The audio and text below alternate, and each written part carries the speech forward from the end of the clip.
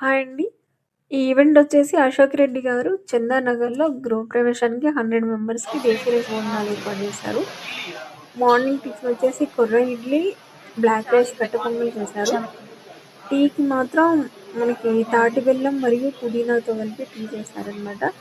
Lunch అయితే మొత్తం 20 items చేశారు.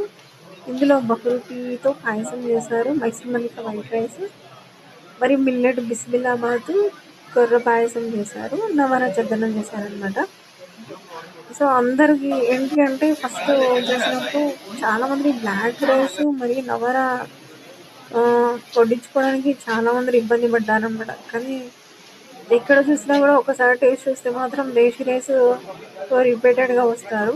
సో వారికి అంటే ఈ రైస్లో ఉన్న వాల్యూస్ అవన్నీ వివరంగా చెప్పేసి సో టేస్ట్ చూడండి మళ్ళీ మీరే వస్తారని చెప్పేవాళ్ళం.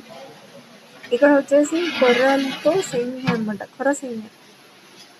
ఇక్కడ అంటే మనం బయట అన్ని కూడా మైదాతో చేసే సేమియా. సో ఇక్కడ ఏంటంటే మిల్లెట్ సేమియా హైలైట్ అనమాట. సో థ్యాంక్ యూ అండి.